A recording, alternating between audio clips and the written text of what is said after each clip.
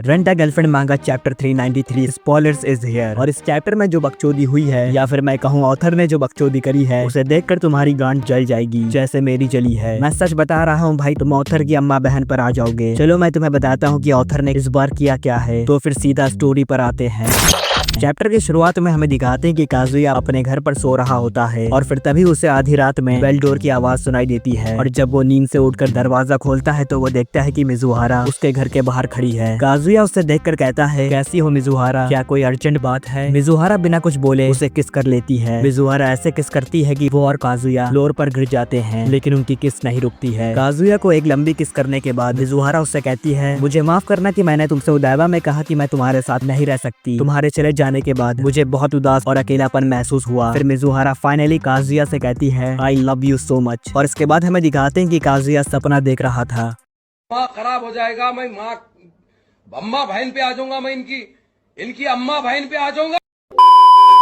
और यही वो बकचोदी थी जिसकी मैं बात कर रहा था। देखो मुझे अभी कुछ नहीं बोलना है, मैं अभी डिस्प्रेशन में हूँ। कोची में है? डिस्प्रेशन में है सर अभी। डिस्प्रेशन में है जी।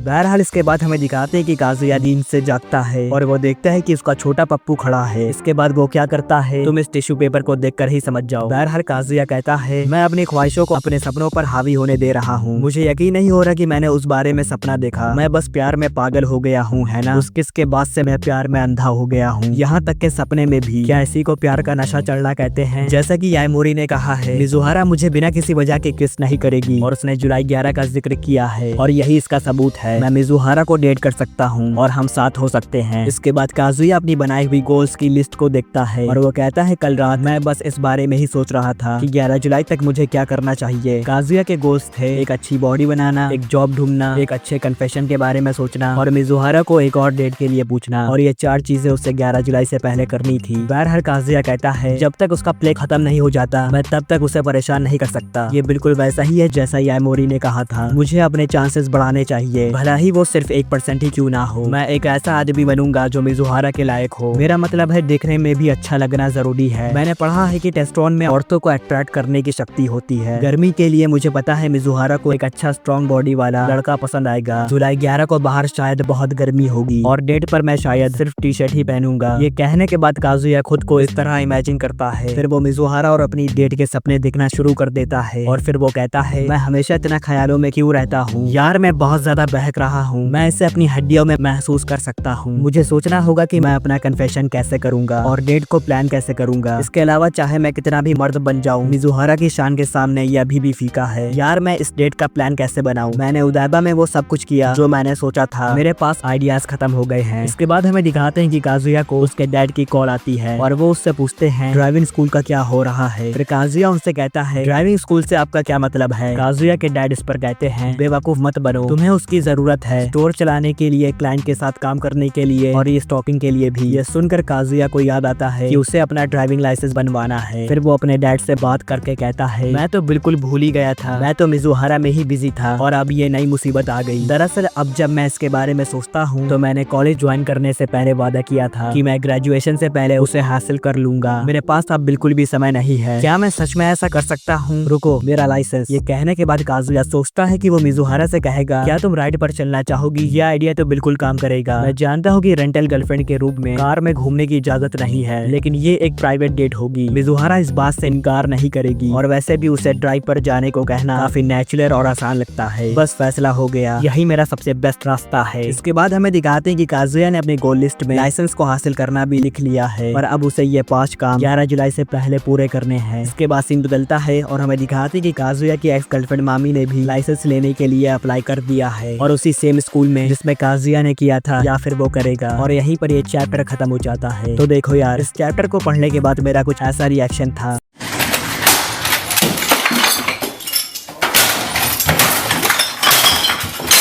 सीरियसली भाई ये क्या बकचोदी है। पिछले चैप्टर में ऑथर ने उमी का कमबैक करवाया था और इस चैप्टर में मामी का। आसान शब्दों में कहूँ तो मिजुहारा उमी से मिलने जा रही है और काजुया मामी से। देखो भाई ऑथर चाहता तो मिजुहारा और काजुया को सीजन 3 की एंडिंग में ही एक साथ ला सकता था, लेकिन ऑथर की गांड मस्ती तो देखो। हाड़ में गई रेंटा गर्लफ्रेंड की मांगा। ऊपर आई बटन पर क्लिक करो और डोमेस्टिक गर्लफ्रेंड मांगा की स्टोरी देखो। मैंने पहला पार्ट अपलोड कर दिया है और मैंने तुम्हारे कहने पर एनिमे के बाद की स्टोरी एक्सप्लेन करना शुरू करी है, तो जाओ देखो, वो इससे काफी बेहतर है। तो बहरहाल तुम्हारा इस चैप्टर को लेकर क्या ओपिनियन है मुझे कमेंट में जरूर बताना, और अगर वीडियो पसंद आई हो तो वीडियो को लाइक करो, चैनल पर नए हो तो सब्सक्राइब करके बेल आइकन को भी दबा दो ताकि तुम्हें ऐसा ही इंटरेस्टिंग वीडियोस की नोटिफिकेशन मिलती रहे। तो फिर आज के लिए बस करते हैं, मैं मिलूंगा तुमसे नेक्स्ट वीडियो पे, तो बाय बाय।